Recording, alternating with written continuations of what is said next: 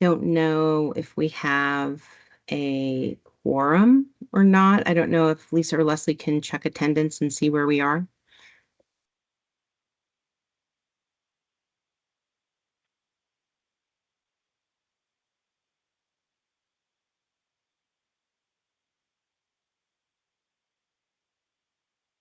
Just give us 1 second so we can check. Thank you so much.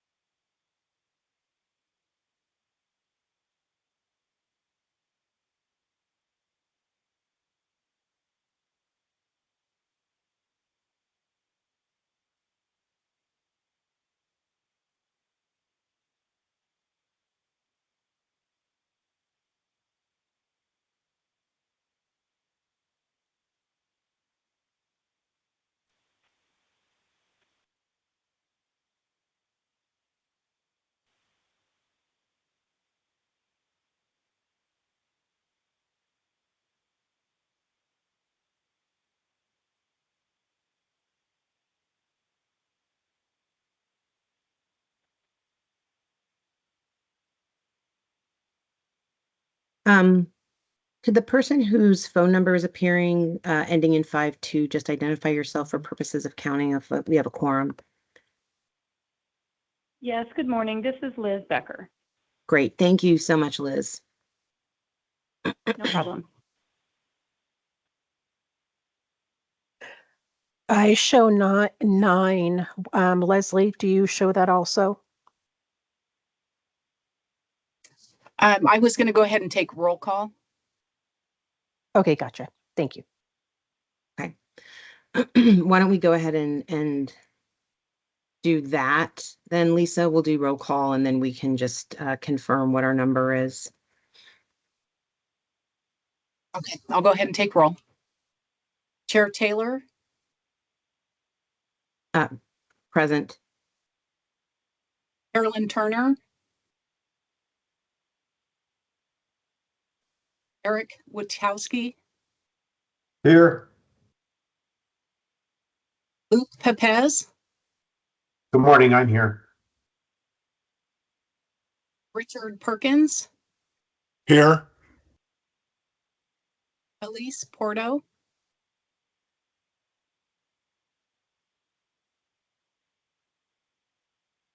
Eric Hansen.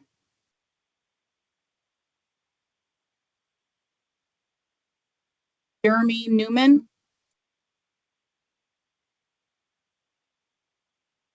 Assemblywoman Melissa Hardy. Elizabeth Becker. Here. Leslie Mujica. Good morning, present. Haley Williamson.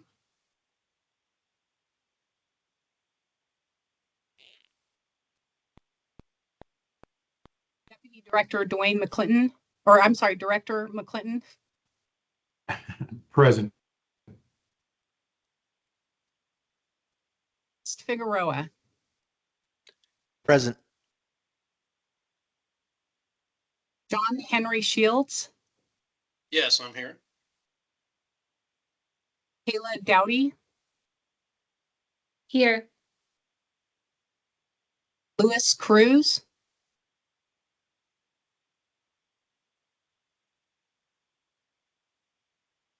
Jeremy Drew.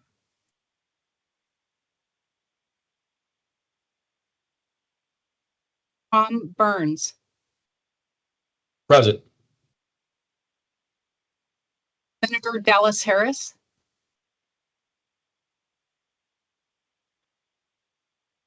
Senator Pete Goicoechea. Assemblywoman Danielle Monroe Marino. Good morning, I'm here.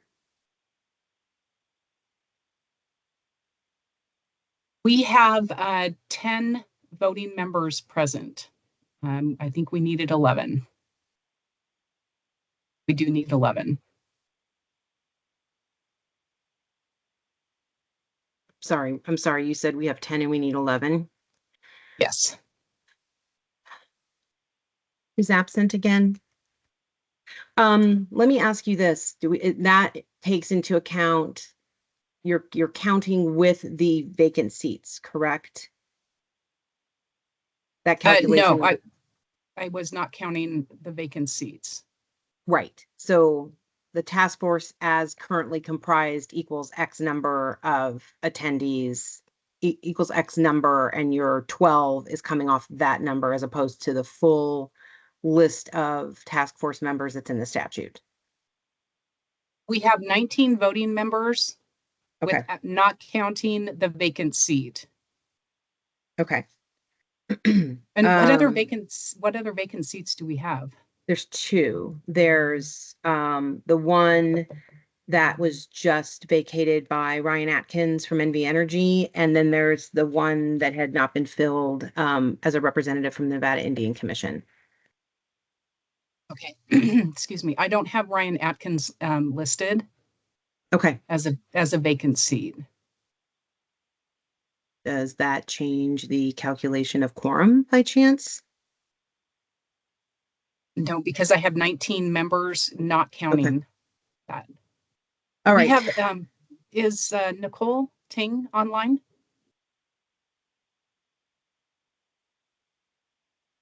It doesn't appear to be. She doesn't appear to be.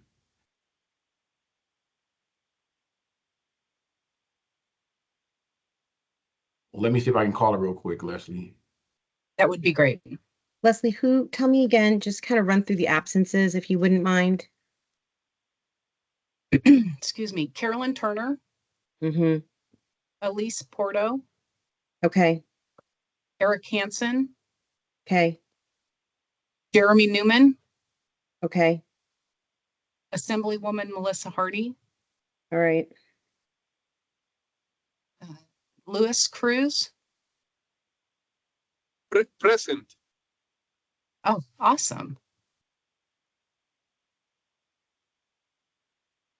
We have 11. We have our quorum. You have 12 now. Yes? No. Well, No, 11. We have 11. okay, Leslie, I'm trusting you. You say we have a quorum. You did the count. Excellent. Fantastic. Then let us call this meeting to order. All right, so we did our roll call, and we established that we do have a quorum. So why don't we move to public comment? Do we have anyone, prepared to make public comment?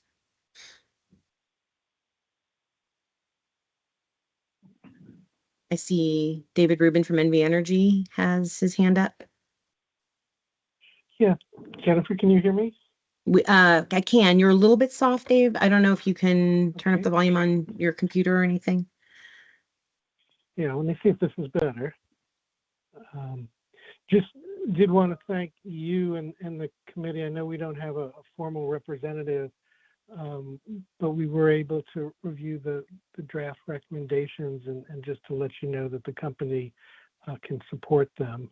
Really do appreciate your leadership and the rest of the members of the committee for their continuing work. And as I said during our update at the last meeting, clearly a lot to do on the market front and just sort of Western issues and transmission and interconnection in general, and appreciate the committee's engagement. And so just wanted to give you that feedback.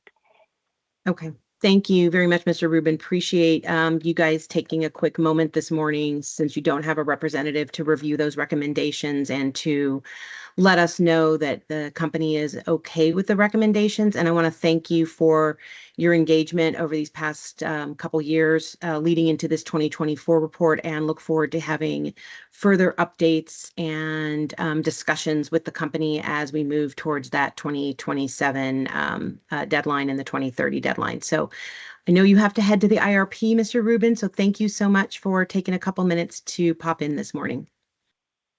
Very good. Thanks. And obviously, any questions from you or the other members of the task force, please feel free to forward them to us. Absolutely. Thank you so much. Anybody else, Lisa or Leslie?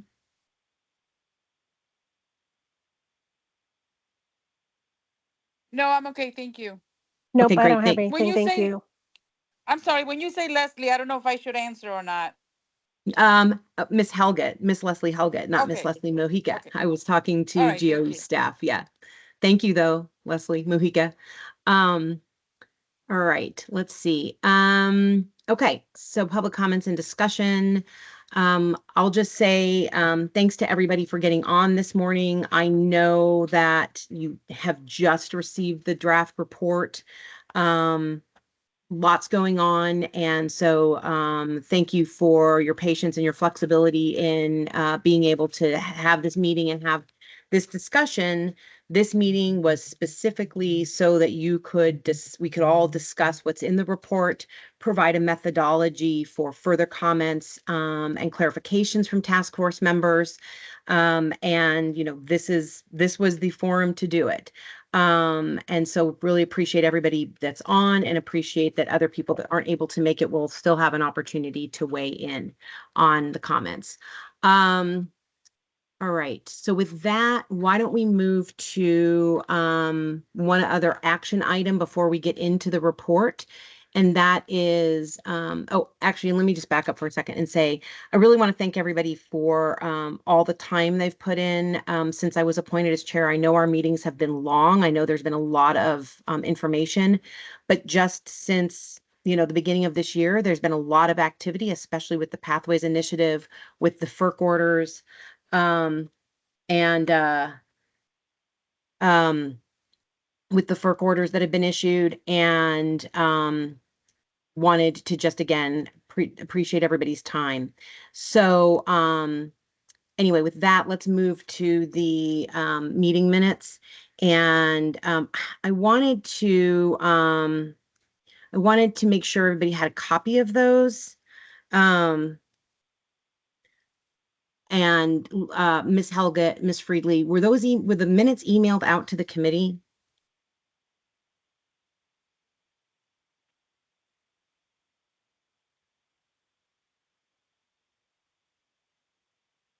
No, I was waiting to email those out until we approved them at this meeting.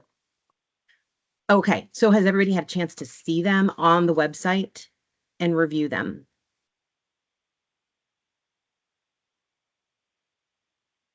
This is Assemblywoman Monroe Moreno. I have not seen the minutes. I did not go to the website to do that. I assumed Okay. they would be emailed out so we could review them to discuss at this meeting.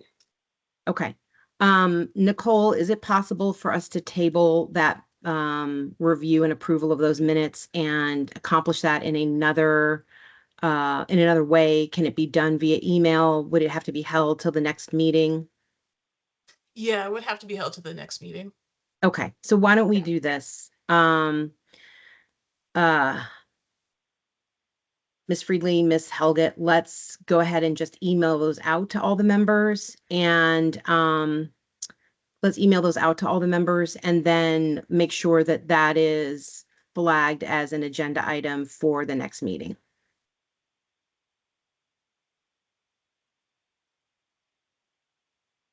Will do. Yes, not a problem. All right.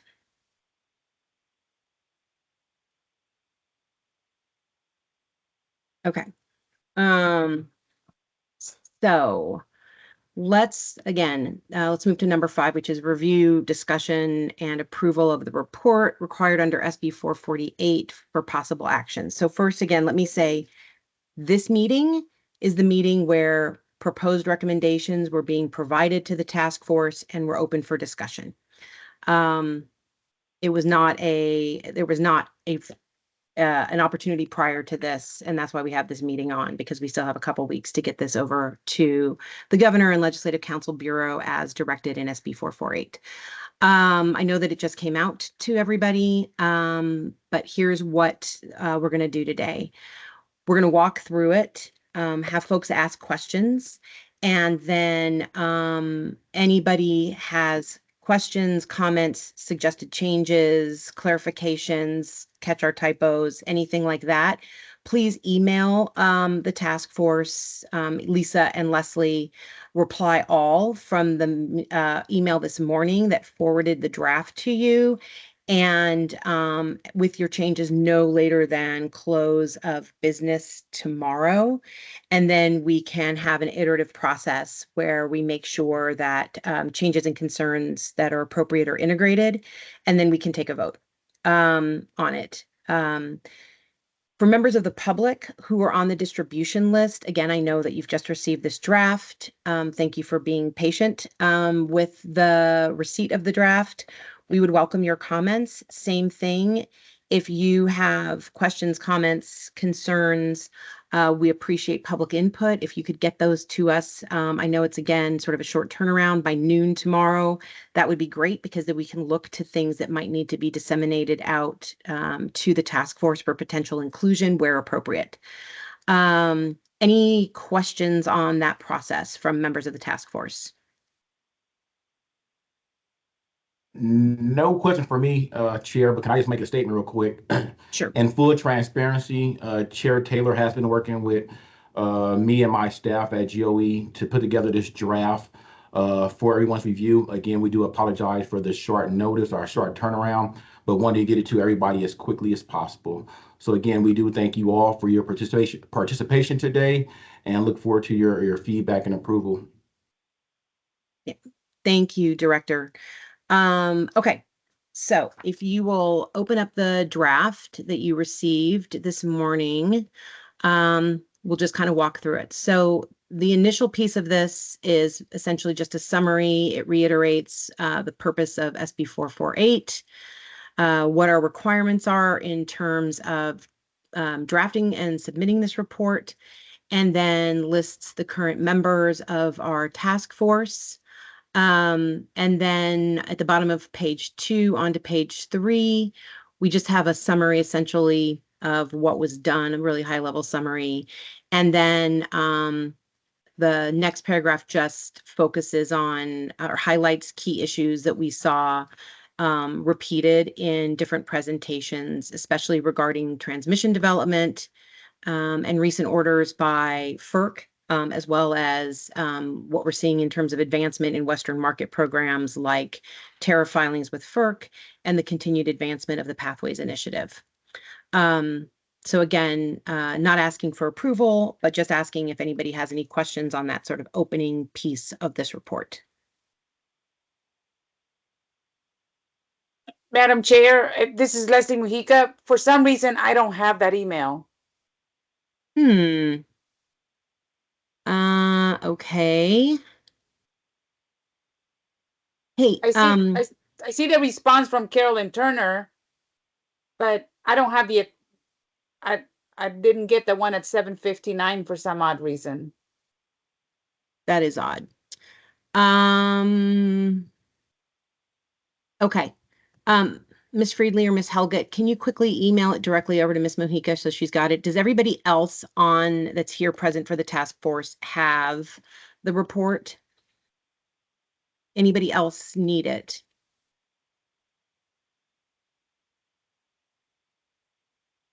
Thank you, Ms. Friedley. I got it. Okay, great. So we'll just give Ms. Mojica a minute to catch up with us.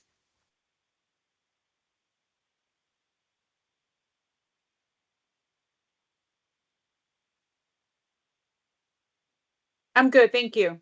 Great, thank you. Okay, so then moving on, what the report does is break down, well, the initial part of the report breaks down each of the meetings that have been held since the 2022 report was issued, and provides a high-level summary of the activities of the committee, as well as where there are findings or observations within the presentations themselves. I did it in reverse chronological order when I drafted it. So we're starting with the most recent meeting. First, we heard from Pam Sporberg, who provided us with an update on the Westwide Governance Pathways Initiative Step 2 draft proposal briefing. And I want to thank all of the task force members who engaged in a robust conversation with her about what's going on at Pathways. Also, just as a note, you'll see that we've got this little note that says link to be provided in the final draft. There will be a link to her presentation. so it's easy for folks reading the report to be able to just hyperlink to each of the presenters' PDFs.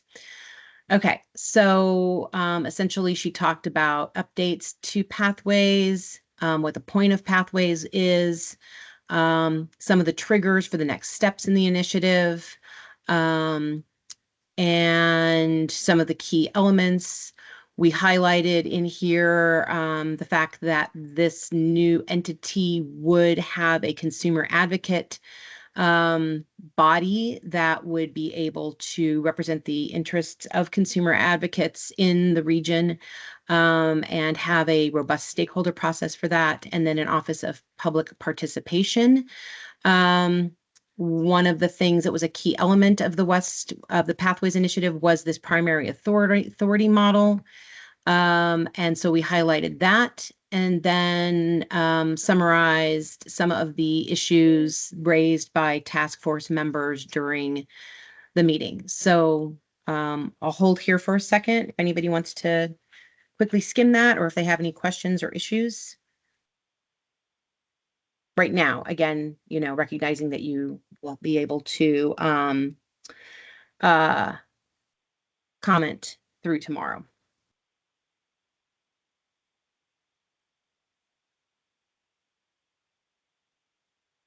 Okay.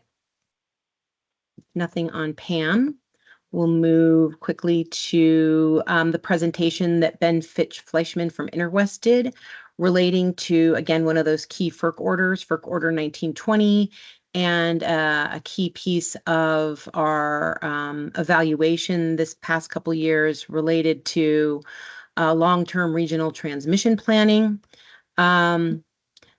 Fleischman covered one of the many parallel pathways that are going on in the West related to transmission expansion, transmission planning, and that's West Tech. So we talked about the importance of that voluntary effort, what its goals are, where it is in the process, and how it would overlay its findings to spur ideas and action on new and needed transmission developments. So that was the first part of his presentation. And then he talked about regional transmission project planning, and some of the guidance that's come from FERC 1920. He discussed some of the forward-looking scenario planning that was issued in FERC Order 1920, including 7 drivers of transmission that should be considered in those long-term planning efforts, including evaluation of a minimum set of benefits over a 20-year horizon and as specified by FERC Order 1920. So that was Mr. Fleischman's presentation and the summary of that. So I'll pause for a minute just to see if anyone has questions, clarifications, concerns.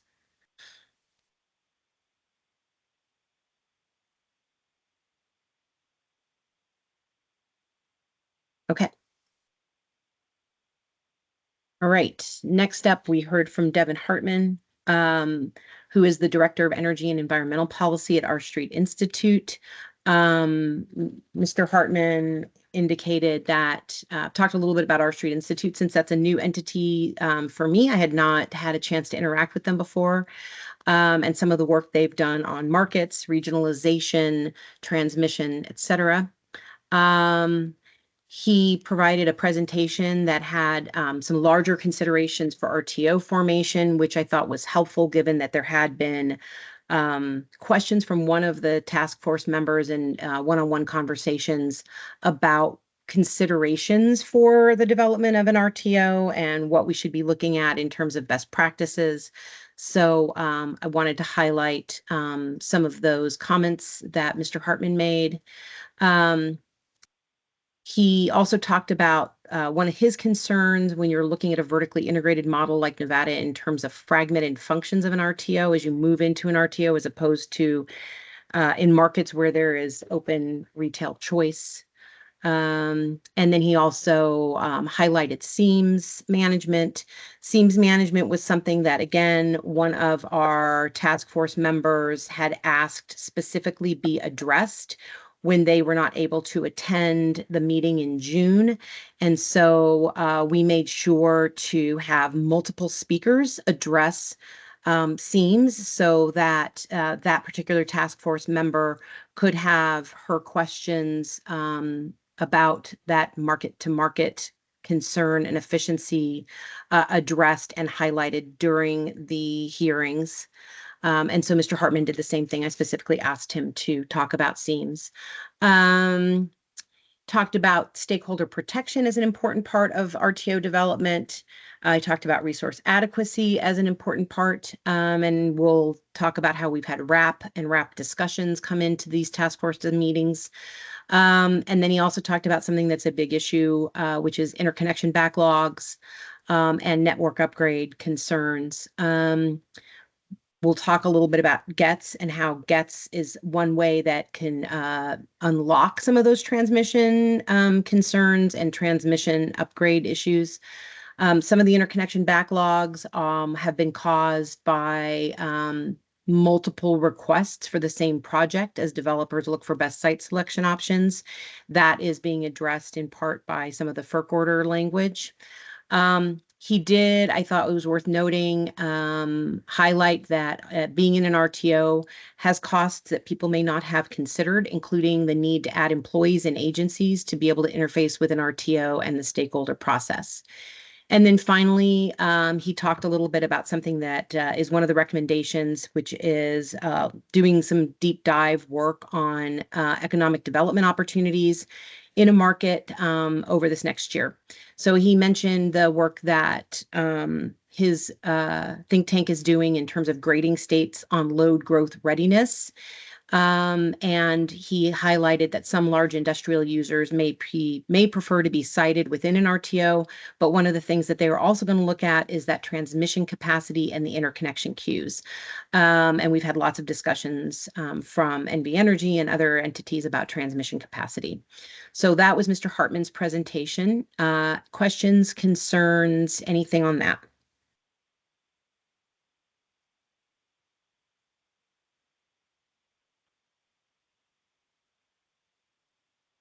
Okay. Let us move on then to the update from Mr. Rubin, who we just heard from. He is the Federal Energy Policy Director with NV Energy. He provided us with a regional coordination task force update on the company's entrance into the day-ahead market and its work under FERC Order 2023. When we go back to the November 2023 meeting, it was a comprehensive update from NV Energy on a whole host of issues, including assessments of the two proposed day-ahead markets, SPP's Market Plus and CAISO's EDAM. As of the date of this meeting in October, NV Energy had made the decision to seek entry into the EDAM market. And part of Mr. Rubin's presentation was a discussion of the multiple bases for that decision. He broke that down. He also highlighted that joining a day-ahead market is not the same as joining an RTO, but that it is an important incremental step, which is what NV Energy has been looking at in terms of moving towards that, moving towards an RTO and potentially joining an RTO. He also noted that neither EDAM nor Markets Plus provide a direct pathway at this time to participating in an RTO by January 2030. And then he also addressed a question from one of the task force members from Ms. Sporberg's presentation related to related to 704B customers in EDAM, and noting that EDAM does provide large customers a seat on the stakeholder representative committee and allows opportunities for them to participate in stakeholder processes. Mr. Rubin also covered Order 2023 interconnection issues, including site control issues, which are a challenge here in Nevada because of our federally controlled lands. And then he noted that FERC Order 2023 has already helped clear some of NV Energy's interconnection queue backlogs. So Mr. Rubin did also get a chance this morning to scan through those summaries. So if anybody else has questions, concerns, comments on the summary of Mr. Rubin's presentation, let me know.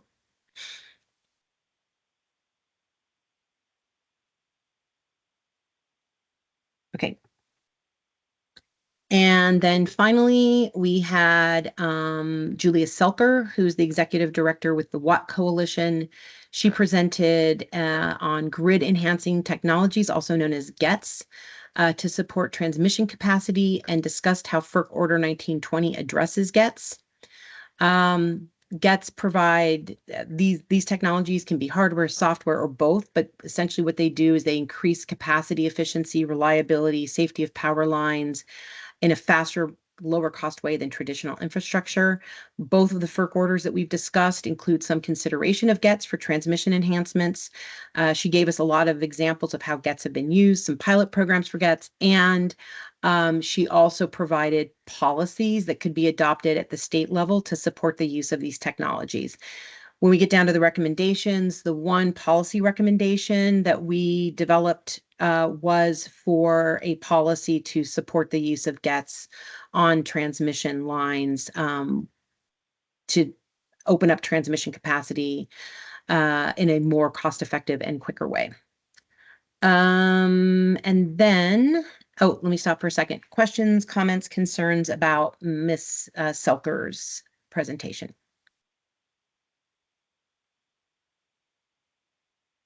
Okay. So we will move on to the June 24th, 2024 meeting. This meeting substantially covered the same, was essentially a repeat of what would have been provided in December, but that meeting had to be canceled. So we had sort of overview of regional transmission organizations, some updates on market advancements, and then we also had an update from Commissioner Cordova on some of the work she was doing on one of her dockets. So we will walk through the June 24th meeting. First, just to kind of level set for the task force, we had Spencer Gray, who's the executive director of NIPSI, come in and talk a little bit about what an RTO is, what its function is, how it operates, how it does regional planning for transmission, and some of the benefits of an RTO, especially around lowering wholesale costs to consumers by bringing both geographic diversity and resource diversity into their generation mix. And he mentioned again that concept that large consumers that may have certain commitments on their energy usage can look often to RTOs as a way to meet those needs. So that was basically Mr. Gray's overview. Any questions, comments, concerns on that write-up?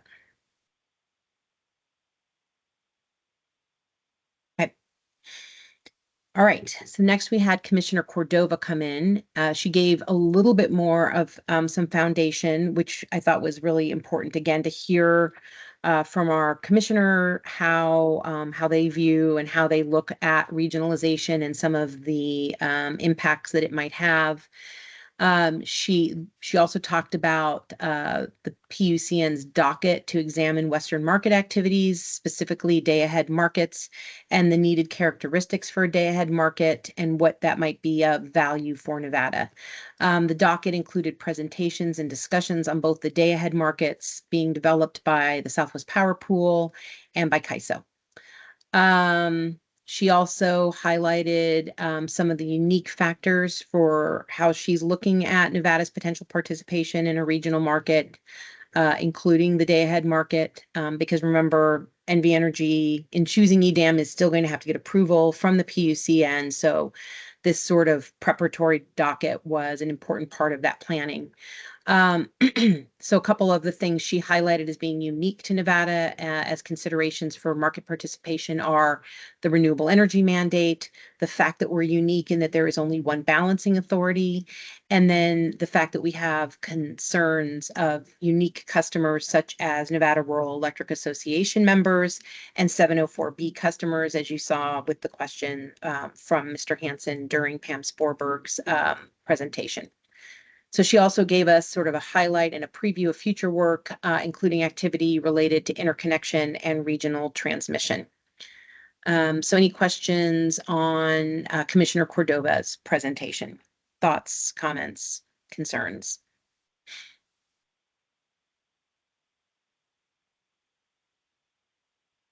Okay. All right. The next presentation in June was from Michael O'Brien with the Western Resource Adequacy Program. You heard about RAP in November of 23 during NV Energy's comprehensive program, but there had been some updates in terms of some of their programs, and we got to hear directly from RAP in addition to hearing from a potential participant in the program. So he introed the RAP program and how it coordinates regionally to tackle problems of resource adequacy, noting that this is not a market, but it provides that advanced planning to ensure resource adequacy. It's kind of a unique setup in terms of how it interacts with CAISO and how it is administered by SPP. RAP participants are very active in trying to work together to develop a common set of metrics and analyze how increasingly diverse resources, both again, those diversities of geography and the diversities of resources themselves can meet the needs of a growing load. RAP has moved from purely voluntary now to looking at some binding participation. What that binding participation means is that those who are in that program will face financial charges if they are not able to comply with their stated resource commitments, or if they are unable to cure the failure. And so he talked a little bit about that. And then he discussed some detail about how the task force meets the participation requirements. He also talked about the fact that the RAP region is divided into two footprints, the Northwest and Southwest, and work is being done to explore the extent to which some transmission can be allowed between the two. Again, this concept of transmission adequacy, transmission coordination is a big piece of this discussion and an important piece of this discussion. When you go back to the November comprehensive presentation from NV Energy, there was an extensive discussion about regional transmission and the efforts that NV Energy is making to try to coordinate with those regional partners and those other regional lines. And so the West Tech discussion is another important one. And then, segueing into that, then he talked about the Western Transmission Expansion Coalition, which I mentioned with Ben Fitch-Fleischman's presentation. This West Tech effort is one that's trying to facilitate conversations on regional planning and 10 and 20-year look-aheads. The effort is also looking at how grid enabling technologies might be able to be used in the nearer term to support those transmission efficiencies. And again, we talked about how GETS is interwoven in this important transmission discussion and how FERC is looking at GETS as something that is needed to ensure that we have transmission efficiency and capacity while projects are being built. So any questions on the RAP presentation? Questions, comments?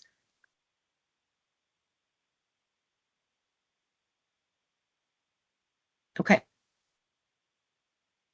Next up, we heard from Mike Ross, Senior Vice President of External Affairs and Stakeholder Relations with the Southwest Power Pool. He basically covered SPP's work in the West and updated the task force on SPP's development of Markets Plus, which is the Power Pool's day-ahead and real-time market service. At that time, a key update from him was that Markets Plus had been filed as a new tariff at FERC in March of 2024. Again, there was a specific request from one of the task force members about SEAMS. And so we made sure that SPP discussed seams, what it was, the impacts of it on a market-to-market coordination basis.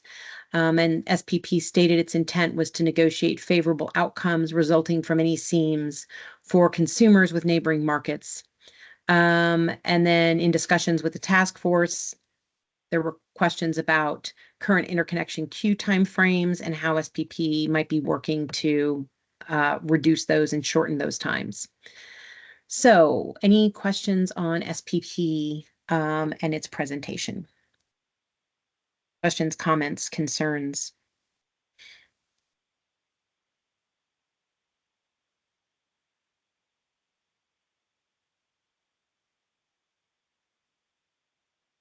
Okay. All right. Next up, in the June meeting, we had the California ISO present.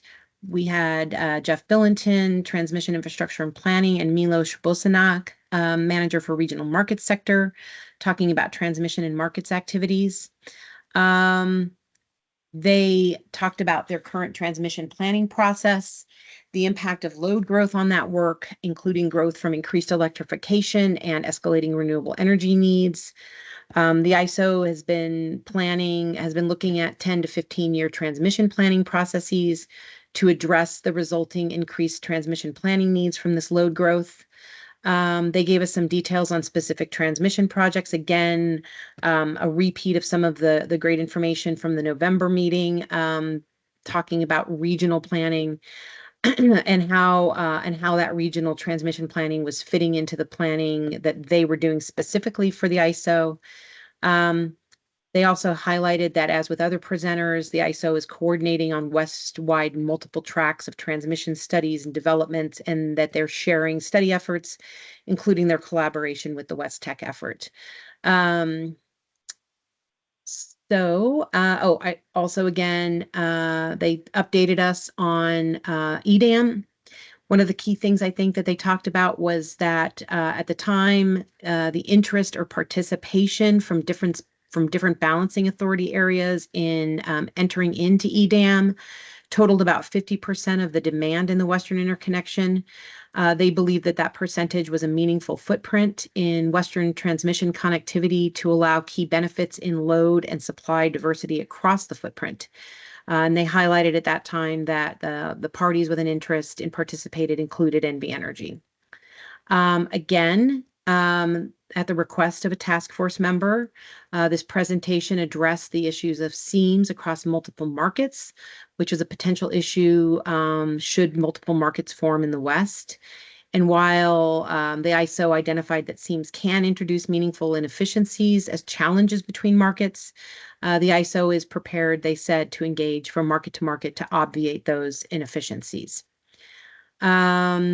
So that is a high-level summary of the presentation from CAISO. Questions, comments, concerns?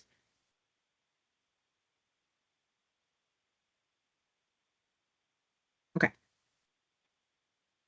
And then finally, in the June meeting, we had Kathleen Stacks, who's the Executive Director for Western Freedom and the co-chair of the Pathways Initiative. We had her introduce the Pathways Initiative. It had been mentioned in November, but it had only started in July of 2023, so not a lot to really discuss in that November meeting, but she was able to give us some history, some of the intent and goals, and talk about the current status and the next steps. The key thing with Pathways is it's an initiative to evaluate opportunities to create a separate, independently governed organization that would be able to provide services up to and including an RTO, where there had been governance concerns expressed for membership in the CAISO, and there had been other concerns expressed for membership in RTO West from SPP. Pathways is taking the initiative to see what could be done that sits somewhere in the middle and allows an independent entity for the West and for Western regional coordination. So she talked about some of the current activities for the Pathways Initiative, including those summer work those summer workshops across multiple stakeholder processes and work streams.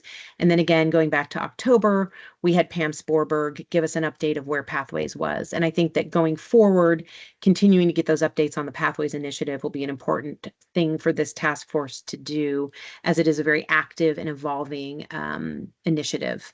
So any questions on Kathleen Stax's presentation? Questions, comments, concerns?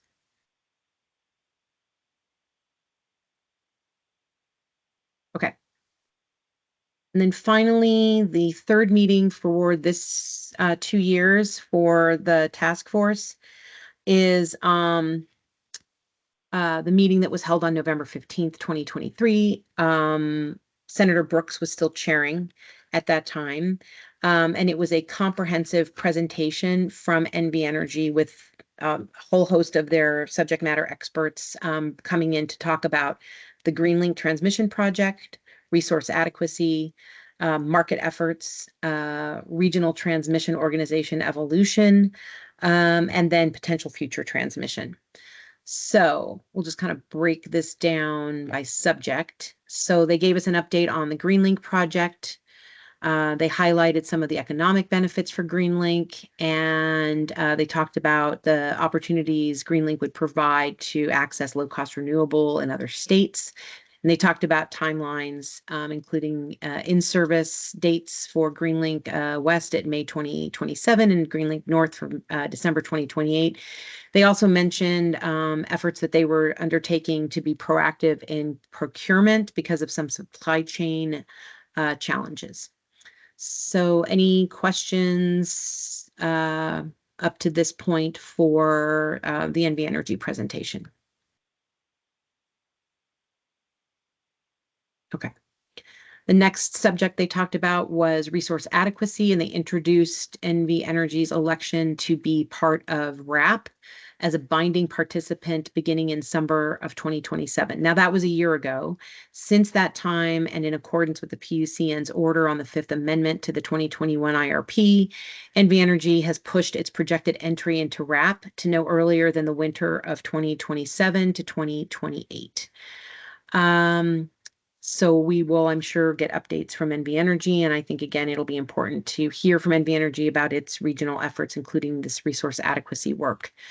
Again, discussion of the fact that we have some transmission coordination and linkage challenges. RAP models the Northwest and the Southwest regions separately, but there are ongoing efforts to unlock more transmission across the two subregions in the future. So any questions or concerns or comments on the section on RAP? Okay. NV Energy also updated its evaluation on the benefits of joining a day-ahead market. At that point, they were still evaluating both EDAM and Markets Plus. They noted that the best way to evaluate movement toward joining an RTO is, again, that incremental staged approach that starts with joining a day-ahead market. While a day-ahead market is not the same as an RTO, it is an important incremental step with its own expected benefits. They had a lengthy discussion about the two different day-ahead markets and their offerings, as well as the timeliness for their filings, approval, and anticipated go-live dates. NV Energy also differentiated the potential cost benefits of each market and the difference in their governance structures. And then at that point, that was the first mention of the Pathways Initiative, and they highlighted that that's a coalition of Western state public utility commissioners and other officials which had started in July to provide options for independent Western regional market governance. They went through the cost-benefit assessment of each market by reviewing the report that was commissioned by a group called the Western Markets Exploratory Group, or the WMAG. It was a group of 25 utility and public power executives, which looked at a long-term approach to improve market efficiencies in the West and incorporated lessons learned from existing regional markets. The report's cost-benefit study compared the production cost savings over footprints, including both of the two day-ahead markets, and identified which issues to prioritize, including, again, that market-to-market coordination and seams concerns if there were to be a regional split. It also identified and drilled down a little bit into the two factors that the report identified as having the largest impact on total net costs, and that was wheeling and congestion revenues, particularly where there are market seams. So these two issues, along with the final market design, was really at that point what was driving NV Energy's assessment as to which day-ahead market to pursue. I think it's worth highlighting that NV Energy pointed out that one of the key things that we need to look at as a state is that we need to be valued for our critical geographic location in the region, because everything kind of goes through Nevada. So any questions on that piece of the presentation from the November meeting? Questions, comments, concerns? All right. And then they wrapped up discussing potential future transmission projects. Of note is that the Greenlink lines are already fully subscribed and they're not even in service yet. In large part, NV Energy noted because of requests from 704B customers and wholesale customers. The regional connections through other transmission projects, though, could continue to open transmission capacity, and they walked through all of the transmission projects going on adjacent to Nevada and in the West and how those might move resources around the region. One of the concerns that they highlighted, though, from a sort of cost justification is that they have to show the business case before the load or line might be in existence, and that can always be a little bit of a challenge. And so it's kind of a chicken and egg thing with transmission. And so that was kind of how they wrapped up their presentation. And I'll just say again, this is what led to some of the recommendation about encouraging and supporting GETS as a policy recommendation out of this task force.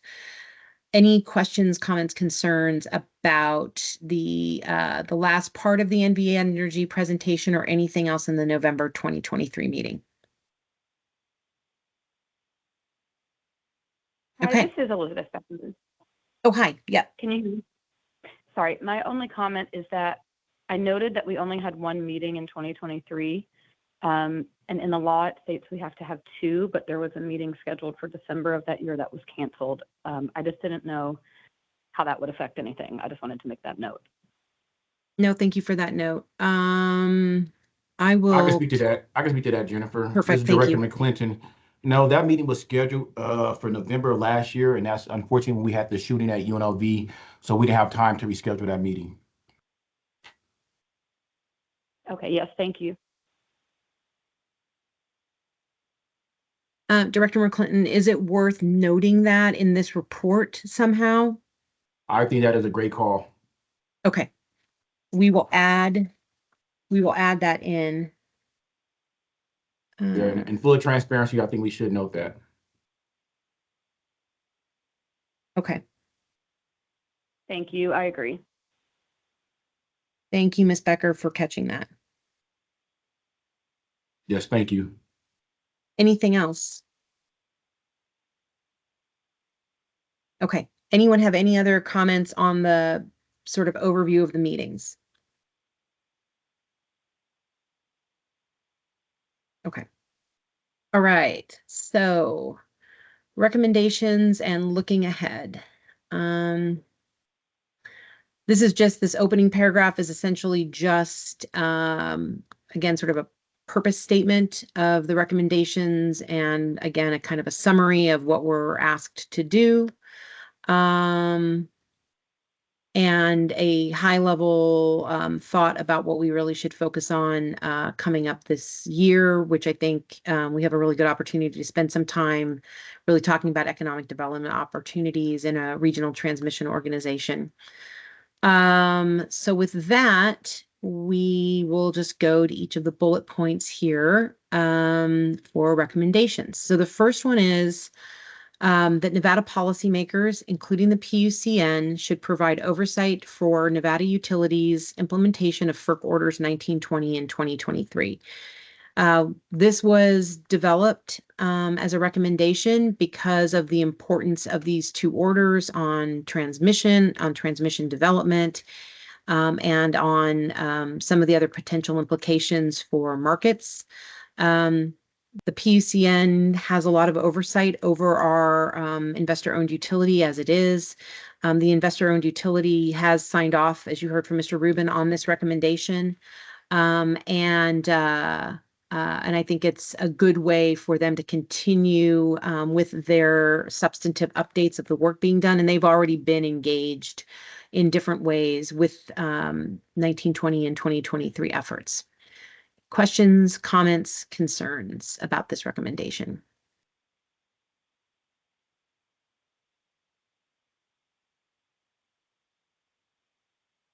Okay. The next bullet point says Nevada's relationship and collaboration with the BLM should be strengthened through relevant state and local agencies to support opportunities to streamline permitting and siting of transmission on federal lands. Anybody who's done a project in Nevada, even something as small as a EV charging station on a BLM easement, knows how there is no streamlining of BLM permitting and siting, even just to get a categorical exclusion. And so you heard Mr. Rubin talk about site control as one of the issues of concern when looking at some of these requirements in the FERC orders, and how site control can be tricky when you're dealing with BLM land. So I believe that that Director McClinton's office is probably already engaged in collaboration with the BLM on some of these issues. And we probably have other agencies that are doing it, but just highlighting this and making sure that those relationships can be strengthened and those discussions can continue in earnest, I think we thought was a good recommendation for our policymakers to see. So questions, concerns, thoughts, edits?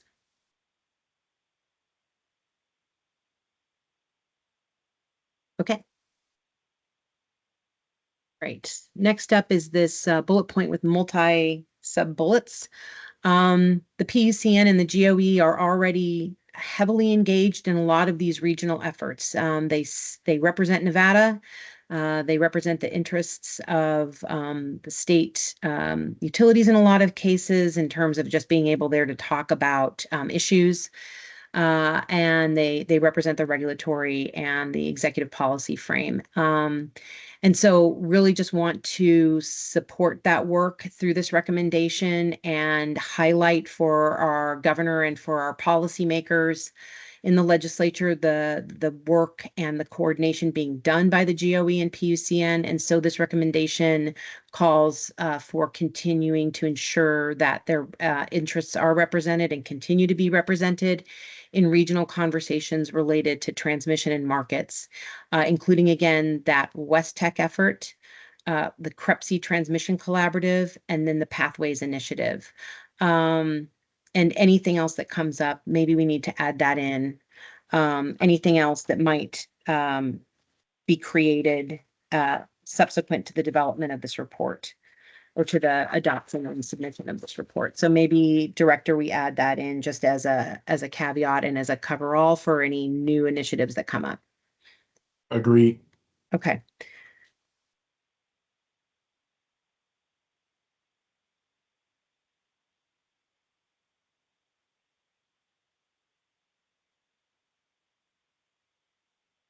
Okay.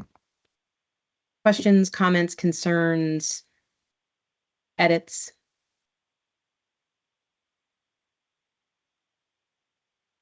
Okay. Next up is our one specific policy recommendation, which is that Nevada should enact / support policies that result in greater use of GETs and advanced conductors as a means of increasing capacity on the existing transmission system. Not calling out a specific policy, but certainly highlighting for those legislators on this task force that this could be an opportunity for some legislation. And there were specific policy recommendations in Julia Selker's presentation. Would be interested to get input from specifically from the PUC, but I think that this is a really good opportunity, again, for Nevada to lead and innovate, because this doesn't exist in a lot of states. And so it's a good chance for us to show leadership on something that seems like a little bit of a lighter lift on figuring out our transmission capacity. Questions, comments, concerns, bill draft volunteers? All right. Next up is this recommendation about a statewide transmission plan. Back in 2012, there was a report done by NEAC, which was it was done under Director Crowley, who is now over at the CAISO, and this task force has heard from her, I think on a couple of occasions. But it was a statewide transmission plan. And I think given the information from NV Energy, the work being done by the GOE and the PUCN, it seems, and we thought that now was the time to do a comprehensive reboot on that transmission initiative routing study. Because it is, that if you even looked at it as a 10-year look ahead, we're a couple years out now needing an update. So if there are any questions, comments, concerns on that one?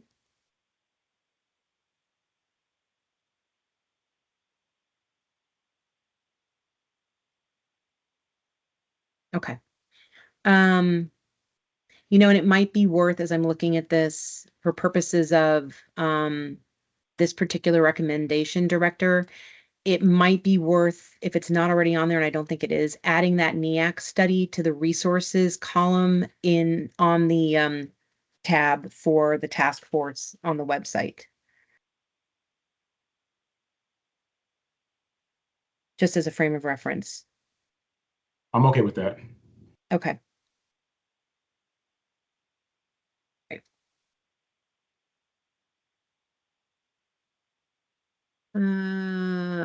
Okay.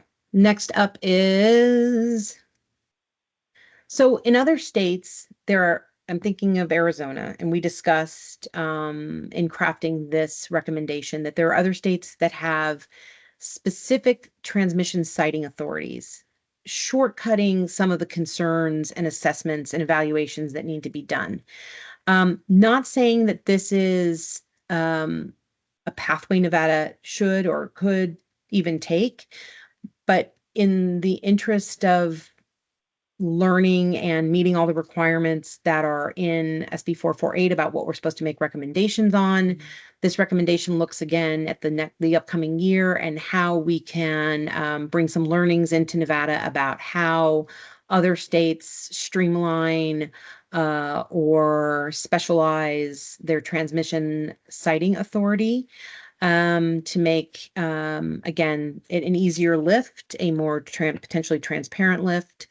So any thoughts on this one? And my initial thought would be to bring somebody in from Arizona and somebody in from Oregon to talk about their transmission siting authorities, and possibly New York. Concerns, questions, edits? Okay. There's been a lot of discussion at the PUC in terms of financing the Greenlink projects. So this recommendation highlights opportunities to explore alternative methods and opportunities for financing transmission for future projects that can enable needed transmission build out. Those could be things around federal programs, which was one of the recommendations from 2022. It could be new programs, it could be partnerships, whatever it is. But if this task force can bring some concepts to the table, investigate those, and provide that information to its members and to the legislature, we thought that this would be a good avenue of discussion. So any other questions, comments, concerns, edits on this one? Input?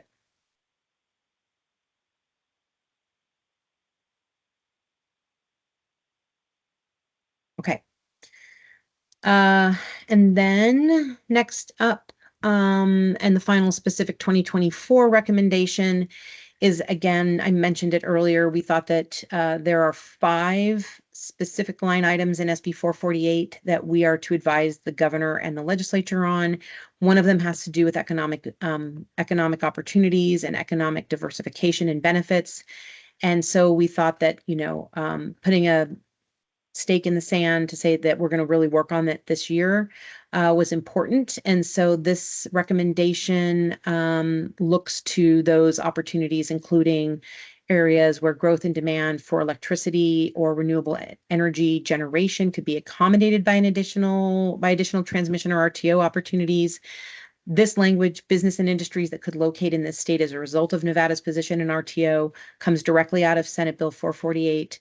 And then the potential for small scale customer owned resources to bid into a day ahead market or RTO, and what state action may be required to facilitate this. And for this one, Director, I might add, or I might request to add small customer owned resources in the distributed energy resources, somehow add in here demand response. So we can just talk about demand response as an opportunity within an RTO market. But I'll float that in the process like everybody else is going to float any comments.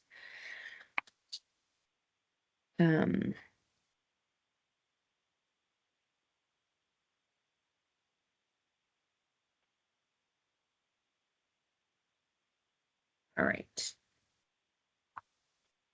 Any questions, comments, concerns, edits on this recommendation?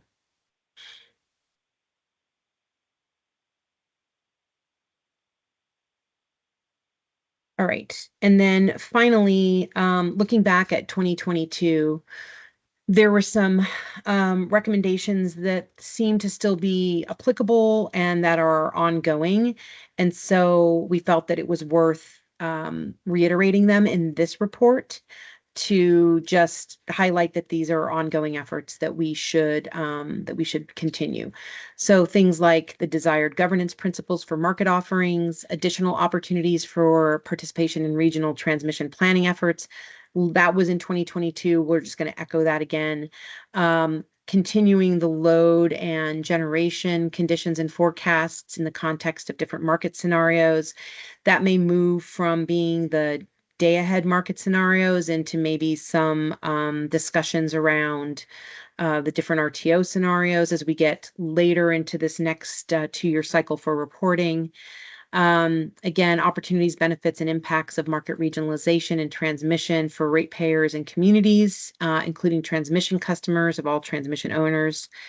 And then finally, always keeping an eye to whether there are additional regulatory or legal requirements in pursuing the joining of an RTO. So are there any bills that need to be done? Are there any regulatory items? There's an understanding that we're clear on that, but I think it's worth always keeping that on as an action item, just in case something changes and something is needed, then the task force has that as a recommendation. So thoughts, questions, concerns, edits on this last piece?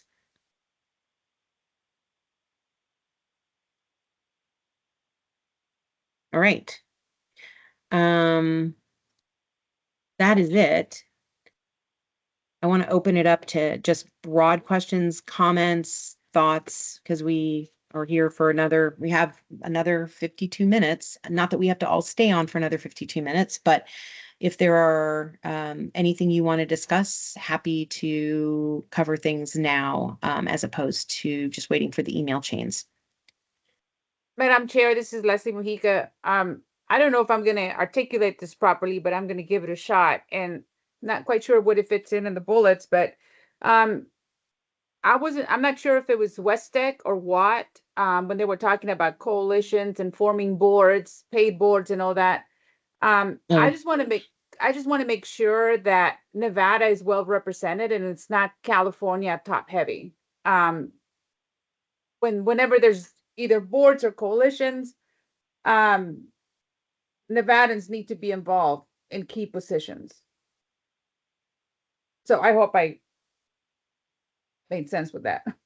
No, I think, I definitely think, that makes sense. You articulated that clearly. Director, perhaps you can just mention how, representation is handled at, say, like Crepsy YRAB in terms of, one state, one person, and just, maybe talk a little bit about some of the regional efforts you guys are in, you and Chair Williamson or other commissioners are involved in, and how you make sure that Nevada is represented, but it is definitely always worth highlighting. Yeah, thank you for that. And Leslie, yes, Nevada is most definitely have a seat at the table between myself and representation from the PUCN. Usually Chair Haley, our Chair Williams, we have a seat at pretty much every conference, every meeting, regional, especially Western regional organizations. So make sure we are invited. We are part of those conversations. Um, yeah, so just want to give you that reassurance.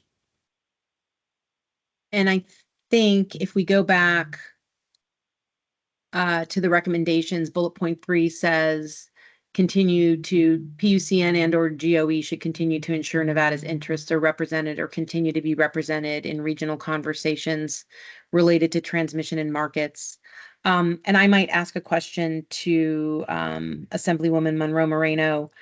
Are there like CSG?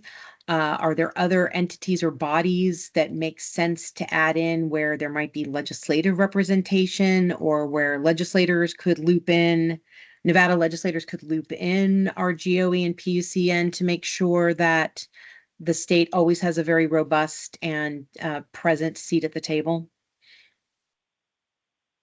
Thank you. Yes, both with CSG and NCSL, there are subcommittees, and Nevada does have representation on those subcommittees when it comes to these subject matters. Okay. But I would encourage members in this conversation to reach out to their respective legislators and encourage them to get even more involved in those organizations so we have a greater influence on decision making at those organizations as well. Yeah, I always like to say too, it's not like we're covering all bases, but if there's an organization or anything that you see that Nevada has not been represented at, please let my office or the PUCN know or your legislator know as well. Assemblywoman Monroe Moreno, is it worth mentioning those type of efforts in this task force and just say encourage legislators to be active participants in any subcommittees at CSG and CSL or similar entities? That wouldn't be bad. Yeah, for CSG Okay. and CSL, that would be great. Yes. Okay, so we'll add in language. Okay, we'll float some language by you. Well, we'll float language by everybody again, giving the, tomorrow close of business updates. Add in NCSL, CSG. Okay.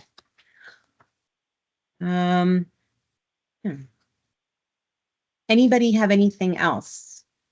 Anything you've noted? Anything you just want to brainstorm about? Now, this is the time to do it in a sort of conversational fashion as opposed to going back and forth on emails. Is there anything anyone else noticed? Mr. Wachowski, Mr. Figueroa, anything from your purviews that are of concern?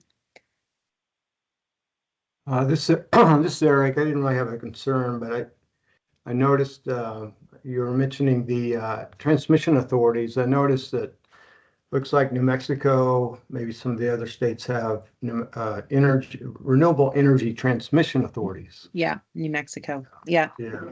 So Thank there's you. a few out there and I've heard from them, they worked on that one line from New Mexico over to Arizona, but it was very helpful. So The in the Sunzia future, line.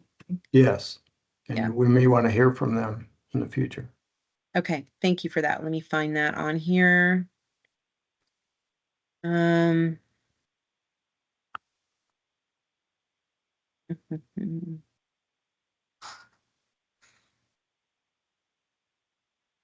Mexico.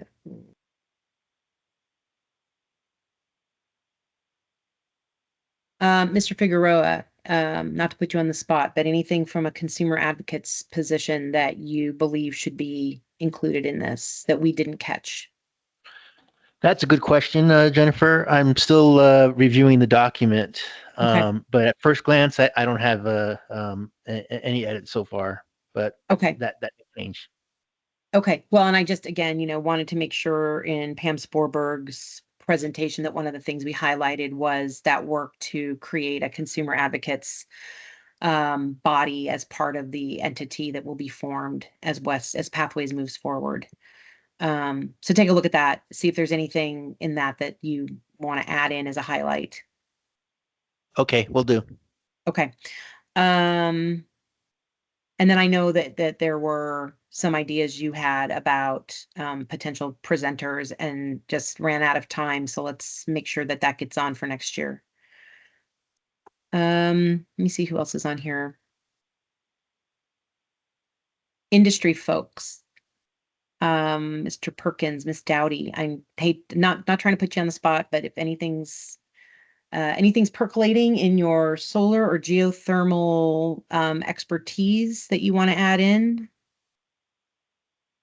No, thank you for the offer. I think this has been a pretty comprehensive discussion, and frankly, I'm still learning a lot about it. So okay, nothing to add. Okay, thanks, Richard. Yeah, I agree, you guys. Thanks so much for giving us the opportunity to review the report with you this morning. I think that from our perspective, certainly the largest concern is that GreenLink's already fully allocated, which is definitely going to drive down opportunity for development here in Nevada. So looking forward to the upcoming meetings. Yeah, and Kayla, so given that full subscription on GreenLink, I don't know if possibly you have any thoughts. I mean, like maybe I am so sorry. I do not know why my phone keeps ringing. Let me turn it. People normally don't call me in the middle of the day, that are not work related. So, Kayla, if you have any thoughts on that transmission coordination or even impacts on economic development, renewable project development, the ability for your projects to be able to provide those needed baseload resources. Perhaps that's even an element of the economic development discussion that we can have going forward. So I would welcome any thoughts you have on how those concerns can translate into either additional recommendations, additional discussions in the summaries, or additional presentations and discussions for next year. Yeah, absolutely. We're happy to, provide a presentation or just even a short, email about economic development that geothermal has here in the state. In full transparency, without the ability to wheel within Nevada, we're prioritizing development outside of the state, which certainly hurts economic development. And then, we think that there's a large market here in the state for firm baseload power. And we're just looking at ways that we can find a match there.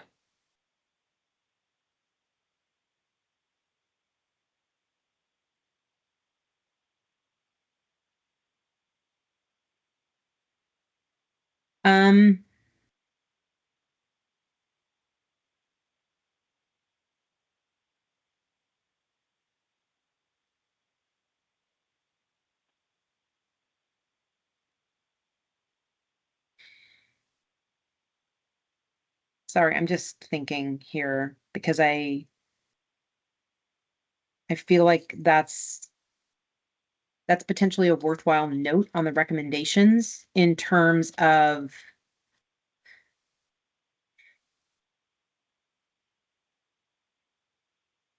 the impact of that full subscription on in-state supply.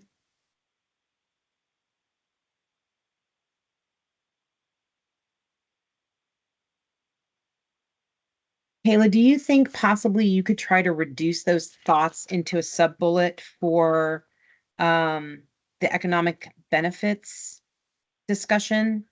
Um, because it sort of flows into the concept of having like a wider Western market, maybe. And Yep. then we can at least have that highlighted as a concern.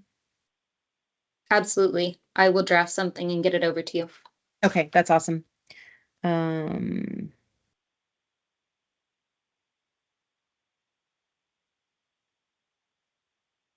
okay. What else do we have?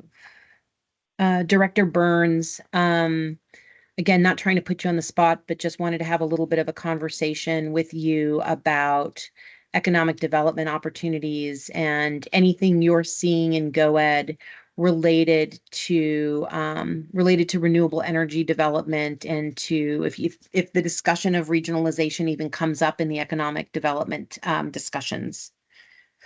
Sure. Can you color in the thoughts about regionalization for me a little bit? What do you mean by color that? in? Well, what do you I mean by mean, regionalization? I mean, yeah, energy markets, what we're talking about in terms of regional transmission organizations Okay. so that, Okay. so that our things we develop in state can get sold. We can pull in power from out of state and everything, the whole concept of having a regional market. Yeah. So both Director McClinton and myself separately visited Denmark in October to kind of go through what their their green energy portfolio is, and obviously they are pretty robust in that area. That being said, they only have 6 million people, and geographically about double the size of Clark County, Nevada. So it's a little easier to steer a ship of 6 million people versus 335 million, right, as a nation. But we encountered some opportunities that I think will lead to some green hydrogen opportunities in out of rural Nevada, and some other items that plug into the project that's going there. The name of that project is called Sixco. Clearly, we have encountered as you go through and you're building a portfolio of companies that thrive in the economic development area and contribute to your communities. You want I would argue, a ballast or a mix of opportunities, right? So there are some that provide a lot of jobs and have some significant capex, capital expenditure component to it. And then there are other ones that have specifically data centers that have very large capital expenditure commitments, but smaller employment loads, and having an ability to mix those in, because obviously there are some places in our state that don't want 4,000 new jobs coming to their community, right? They're happy to have, but allowing them to have a ballast in their economic environment is probably a pretty good idea. And as we encounter the scarcity of electricity as it is right now, that has deferred or caused some of those opportunities to go away. So I guess probably going back to what was earlier said, the thought that Greenlink is already fully subscribed is a little daunting, in that we were counting on that to alleviate some of the challenges we have in that space right now. And candidly, I felt like I was kind of led to believe that that would be one of the solutions to that. So I guess I probably need to dive into that a little further. Right. So maybe that is, so two thoughts from what you just shared.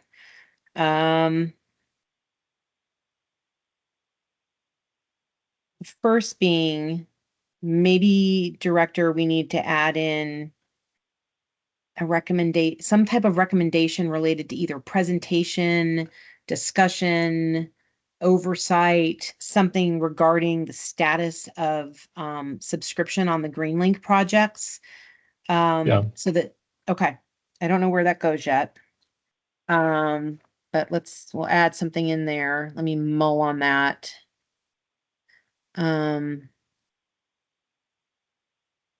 Maybe I'll even run that by NB Energy. Yeah, let's run it by them first, but most definitely want it included. Okay. Yeah.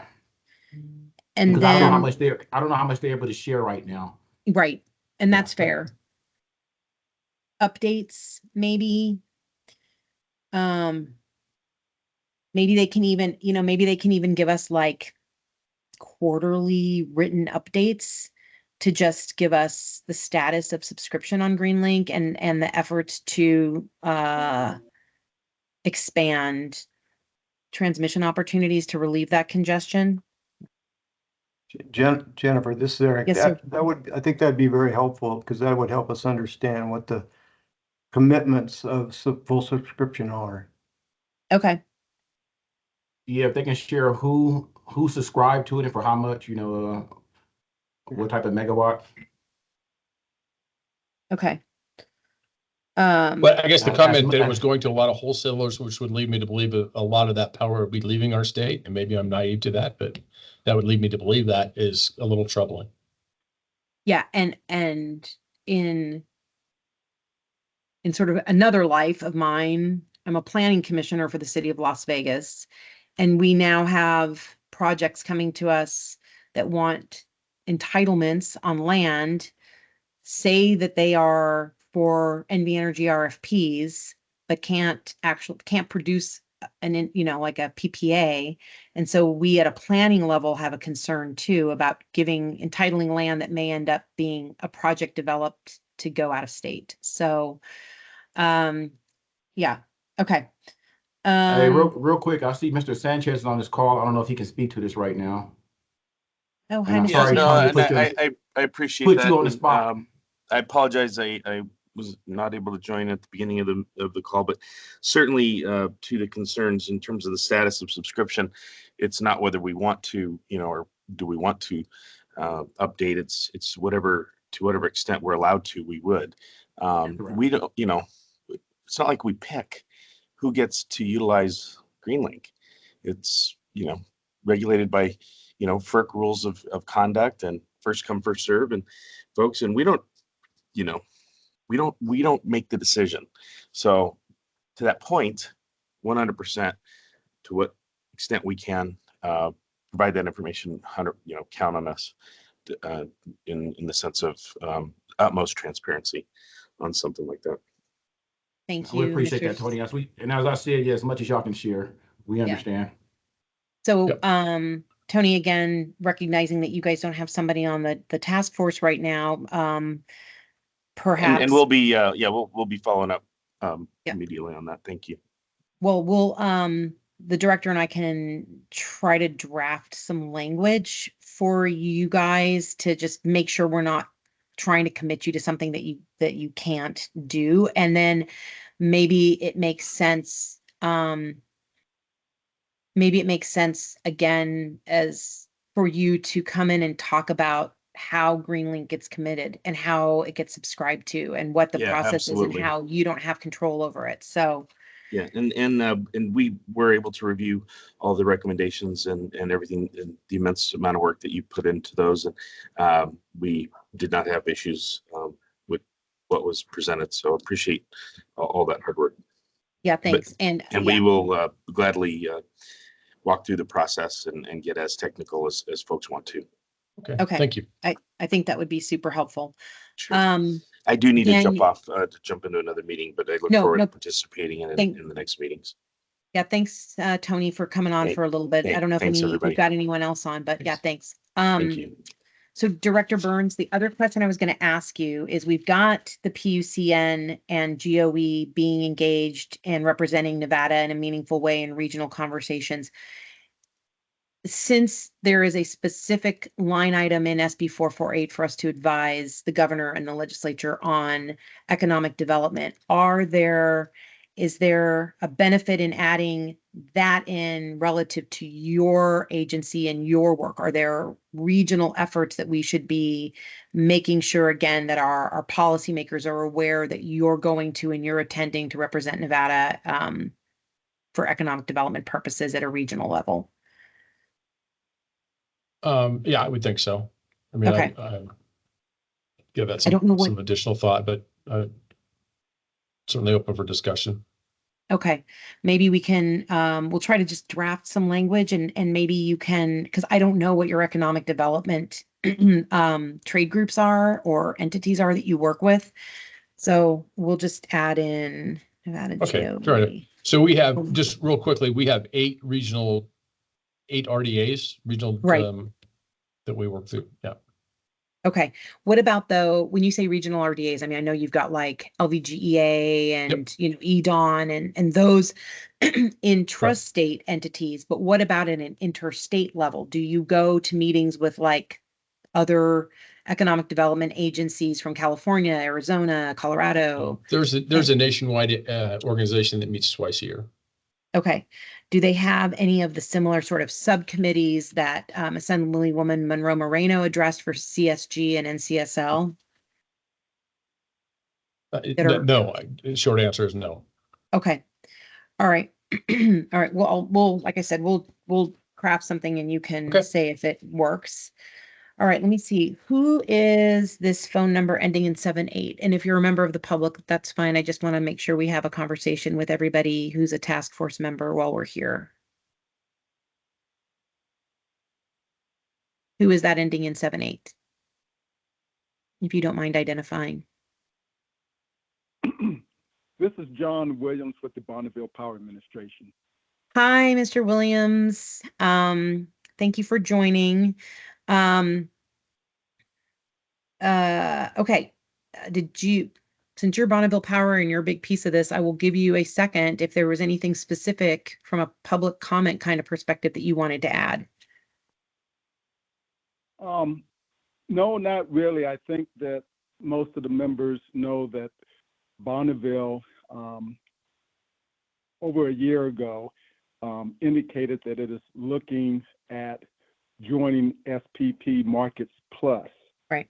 Since then, we have had congressional members, Oregon and Washington state leadership asking Bonneville to review our analytical findings and to delay our decision. We are doing that, and we're watching Pathways initiative process very closely to see if the governance issue can be resolved. Okay. That's an important update. Thank you very much for that. Okay. Let's see.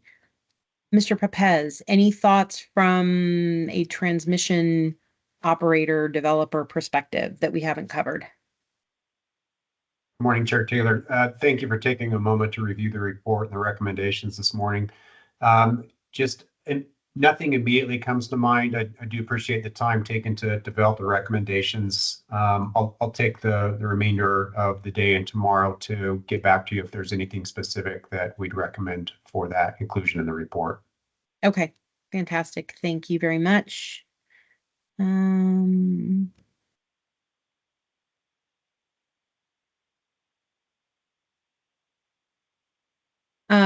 Mr. Cruz Negron, anything from a large user perspective from the mining industry? No additional comments. And as mentioned by other members, I'll be reviewing the document, and if I have something, I'll reply back by email. Oh, okay, fantastic. Thank you. And then I think I got everybody. Ms. Becker, Ms. Mojica, anything else? No, thank you for a wonderful presentation, and I want to commend you, Chair, doing a great job going through every single meeting we've had. That was tremendous help. Thank you. You're welcome. Okay. All right. Director, anything else? I think we've done a pretty thorough walkthrough on the report, and I really appreciate members letting me kind of put you on the spot and just have those discussions for brainstorming. No, I have nothing else at this time. Just want to thank everybody for making time today. I know we know it's last minute, but this is crucial that we get this done. Yeah. And again, this was the time and place to have the discussion about what was in the report. So, and to have a meaningful discussion with those that were able to attend, and hopefully we can have a meaningful discussion even if it's over email with those that weren't able to attend. All right, let me see. So I think with that, then, do we have to take a specific action on this, or because we set up the protocol for folks to provide input by email through close of business tomorrow, are we good, Ms. Ting? Or what specific action must we take to be in compliance with all of our meeting rules and being able to get this approved over email now that we've discussed it? So you have it for possible action. So if Okay. everybody is agreeable with what's in the report today, we can approve. If people aren't in agreement with what's in the report, we would have to come back for a public meeting to approve it. So question, we don't. Although someone could make a motion that you could take the comments here today, and you don't need to vote. When you say That's what I'd recommend. Actually, I'd say someone make a motion that all the comments are considered, and after considering all the comments, we'll submit the report at a later time, considering all those comments. Are we then not able to integrate potential comments that come in via email subsequent to this meeting? Yes, you are, as long as everybody's in agreement with that. That's why I do it by a motion. Okay.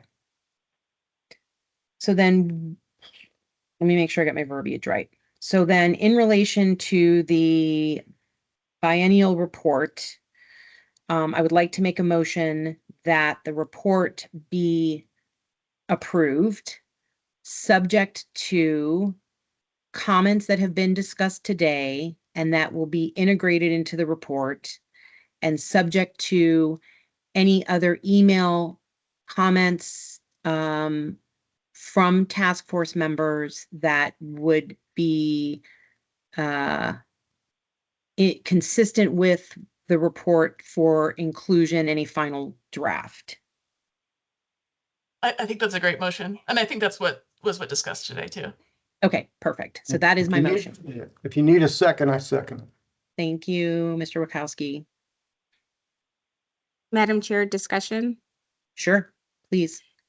So with those additional comments and suggestions that may come in by end of business tomorrow, how are you going to get consensus from the members that they're in agreements with those additions before the final report is submitted? Ms. Ting? Well, that's kind of what we're agreeing to today. So the motion is that we wouldn't need another consensus. To come to another consensus, we would have to come back to another public meeting. So the motion right now on the floor would be that there's not going to be a consensus, like a vote on the new things that are going to come in, but as long as they're in accordance and in agreement with what was discussed today, that could come in. But to, I guess, specifically address your question, for everyone to have a full vote and agreement on the new things, that would have to be a full public body meeting. We wouldn't be able to do it through email. Yeah, my second was kind of based on the premise that the new comments were within the scope of kind of what the recommendations are. So, and I think that's how Jennifer framed it. So something, Ms. Ting, then that is completely new and outside of the scope or spirit of this report could not be included unless we had a separate meeting? Yes, I think you framed it very well. Something that we did not discuss today, something that was not in accordance with what was discussed today, pursuant to that motion, I would say would not be able to be included in the report. And anything so say something came in that was in the spirit or scope of discussions today, but that was not something that, say, Director McClinton thought was appropriate for the report, there's not an opportunity to discuss and vote on that. It either has to be included because it falls in the spirit and the scope, or you just can't. I mean, like, how do you distinguish? I think that's a good question. So, well, I mean, we could frame the motion different. I guess it depends on what the commission wants to do, what is commission wants to do, and what the commission's comfortable with. If they're comfortable with new things coming in, we can take back the motion and then do a new motion. But if everybody's comfortable with just what we discussed today going in, then we could all do that also. It just depends on what the commission's comfortable with. But to your point of how we distinguish, I think that's something that could be done. I think it's just like a reasonable, if it's discussed today, then I think we can put it in pursuant to that motion. I just want to make sure that, again, folks that aren't here today that might have a thought about something they want in the report can be included.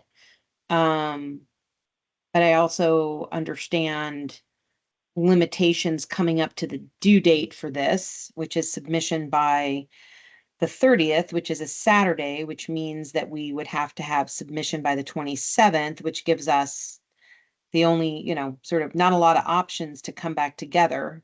And I don't even know what the GOE's availability is, which I believe is limited, very limited. So what is your recommendation on how to accommodate that? The ability for people to provide comments that may fall outside what we discussed today, especially where they were not here and able to be part of the discussion. Well, if it depends on what the commission wants to do.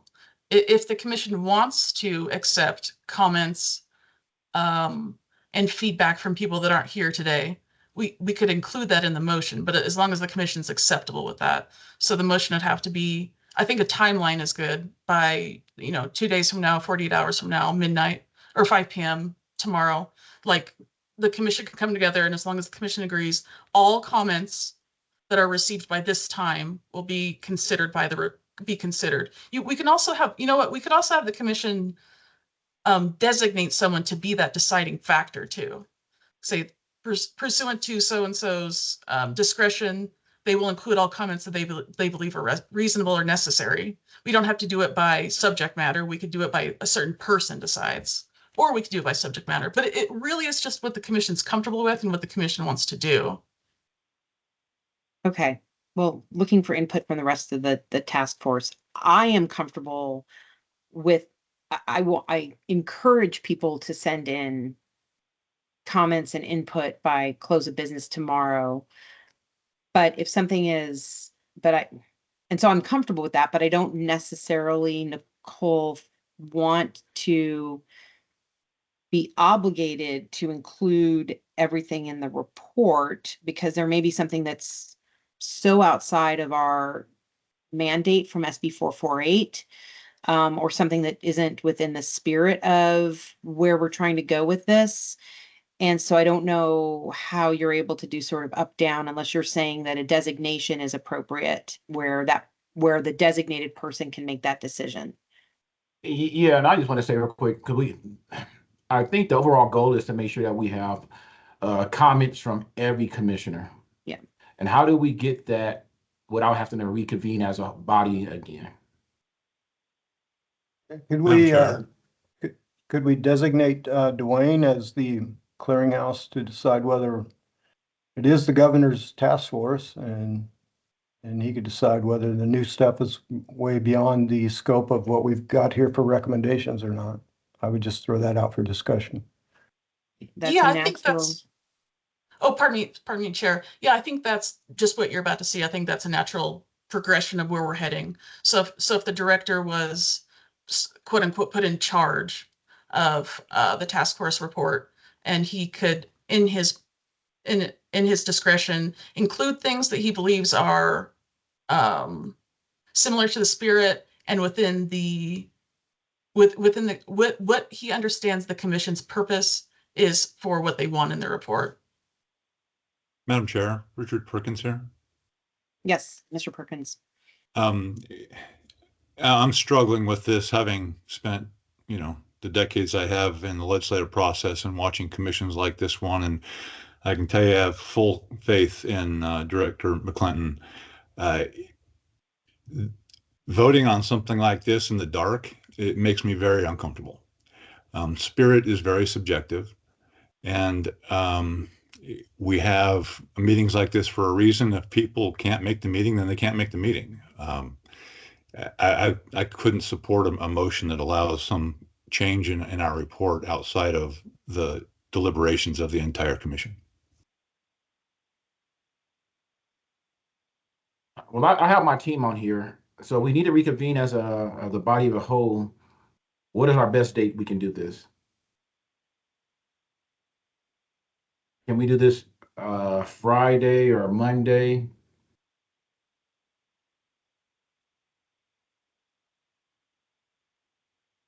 We can go ahead and try to schedule another meeting prior to the due date, whenever everyone agrees. I believe that we have, we could do Friday, Monday, or Tuesday of next week. I'll leave that up to Chair Taylor.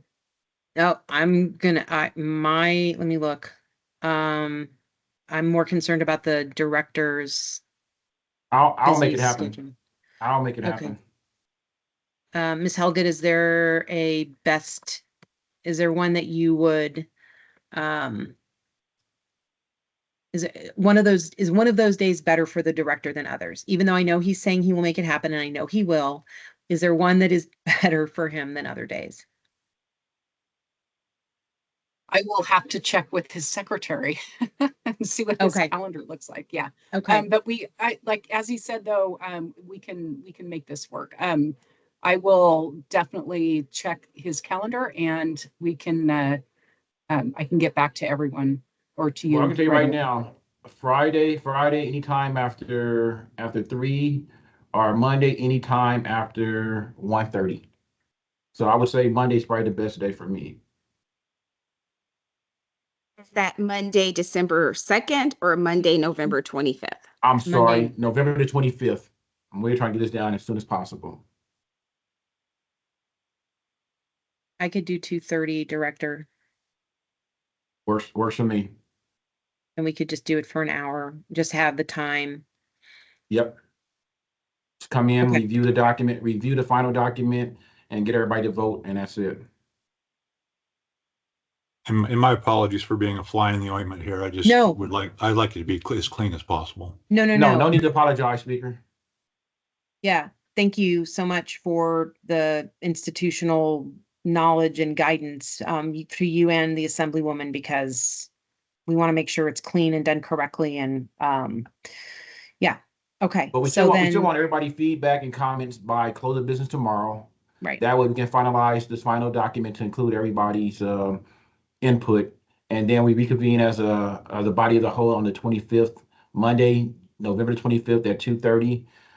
Leslie and team, can y'all get that meeting notice out today? Yes. Yes. And Leslie, Ms. Helget, and Ms. Freely, let's also just add in minute approval since we couldn't do it today. And since everybody, if you can make sure everybody gets those minutes distributed by email. Yep. So minute approval and approval of report. We'll get that taken care of. Thank you, Leslie. All right. So, I think then, let me see, let me pull the agenda up. Hold on 1 second. So then no motion on the report. We've got a plan in place. Everybody is to get us comments by close of business tomorrow. Any members of the public who wish to comment, please do so by noon tomorrow. Sorry to put the larger onus on you guys out in the stakeholder space. And then I think the next item is public comment. Anybody from the public wishing to make comments? Now that we've had Madam this. Chair, I'm not the Yes. public, I'm on the commission, but could we just ensure that all of the members of this commission, especially the ones that were not here today, get the information about the upcoming meeting so that they can participate, they get it in a timely manner? Sure. I mean, absolutely. And I believe that Ms. Helgett and Ms. Freely are going to create an agenda and notice it out today. Correct. Along with a timeline, meaning that everybody edits are due by close of business tomorrow. We'll reconvene again at 2:30 on Monday, November 25th, along with October minutes for approval. All that will be coming out today from my team.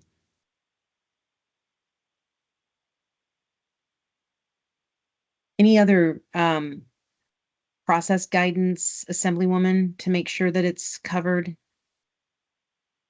No, I think that would be great if we get the information from today to all of the members and agenda for the upcoming meeting and the requirements that what's expected for them to get their ideas in by end of business in tomorrow, so that everyone can participate in this process. Would be Okay. ideal. All right. Thank you, Assemblywoman. Any other members of the public wishing to make comment at this time?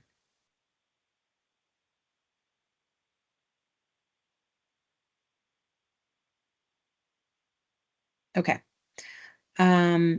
Seeing none, I will go ahead then and thank everybody on the task force for the discussion and the input, the feedback, and look forward to any further comments. With that, we will go ahead and adjourn. Oh, I guess I have to make a motion. Motion to adjourn. Second. Nobody wants. Second. Thank you, Assemblywoman. All in second. favor? Aye. Aye. Aye. All Aye. right. Thanks, everyone. Any Thank nays? Thank you. you, Jennifer. Thank Okay. you. All right. Thanks. Bye. Bye.